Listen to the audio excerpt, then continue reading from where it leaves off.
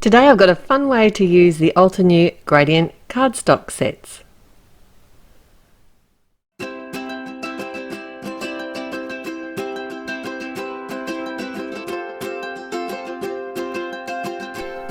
Hi, it's Therese and Lostinpaper, and these are the new gradient cardstock sets from Altenew. There's 6 different packs and they come in the same colours that you'll get their ink combinations, what they come in. So most of them have 4 in a pack, and I think one of them might have 3.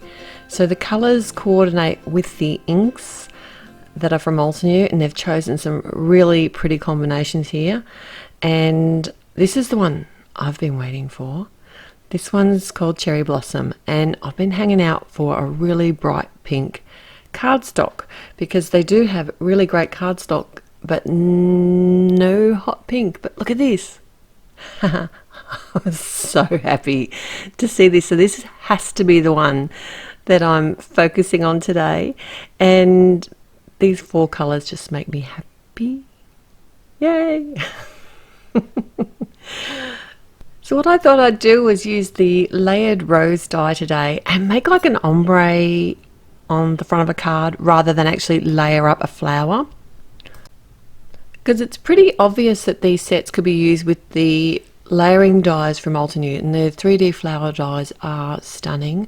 I've got a whole academy class that I did earlier this year sharing some different ideas for using those dies, and if I think of it I'll link it in the description below. Now this die, it is a really fine die, so I did find that I needed to use a shim, and this is just a piece of scrap white cardstock that I've added, and by doing that it just lets me give a little bit more pressure and get a better cut. It's a good trick to use if you're not getting a really good cut, especially on the intricate dies. I do have one of these brush tools which I like to use, and I can either use them, I do use them on the actual paper after I've cut it out, but also to get the little bits out of the die itself. And I also like to use my pokey tool. Now I did use this colour here, is the Grapevine, and that is from the Red Cosmos gradient cardstock set, but all the other cards, colour flowers, roses that I die cut today are from that Cherry Blossom set. Now I am keeping all the innards from these flowers, so if you head to my blog, and I'll link that in the description below, you'll be able to see what I made using like these leftovers. I did make another card and I used some of the leftovers to do that, so if you want to check that out, head through the description below, and that's also where all the information is going to be about the giveaway that's associated with this release. So you may have also noticed that the papers, I was just going to say, they come with 8 sheets of each colour, and they are all different weights, so they're not, some of them are thicker and some of them are thinner, but they're all perfectly coloured and so pretty. And the size of the paper, it's cut 3 by 6 inches, which fits perfectly in the mini blossom. Alright, so this is how I wanted to create my card front. This piece of cardstock here is cut to the same size as my card front, and it's some 80-pound Nina, and I'm kind of wanting this to look like a lacy background almost, starting with the darker colour of the die cuts and working all the way up to the lightest colour. And I did want to make it look like some of the images were recessed, so this is pretty cheating.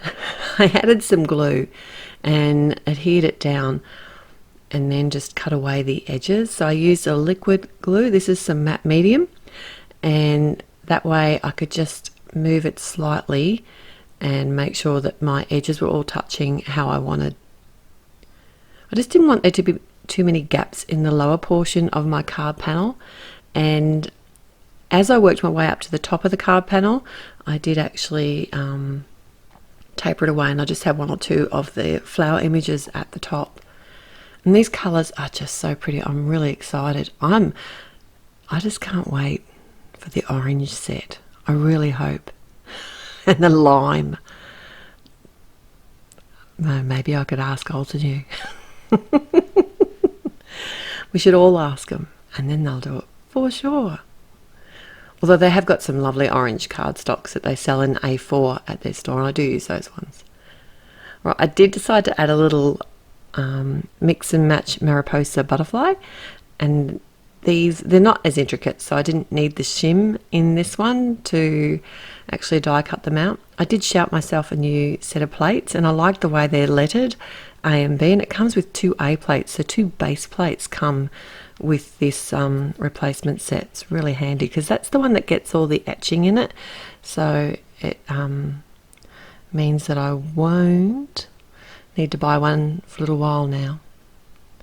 I've stamped a sentiment from the Stone Mosaic stamp set, which is really pretty, has some really pretty sentiments in it. And then I can just attach my panel to the front of a top fold card. I did have to cut away the edges of those flowers, and to do that I just flipped the cardstock over. You probably noticed me do that. I popped up my sentiment with some foam tape and then added my butterfly, and I did actually pop up the wings of my butterfly as well. And I really like how the dark looks on the pink. There's I think there's 8 different butterflies you can mix and match in this new set. It's awesome. I love it. So don't forget to head to my blog to find out how you can win if you're here in November 2019. Otherwise, I'd be excited if you clicked on the thumbs up button to tell me that you like this video, and also subscribed if you haven't already to my YouTube channel, and I'll see you back here again real soon. Till then, happy paper crafting.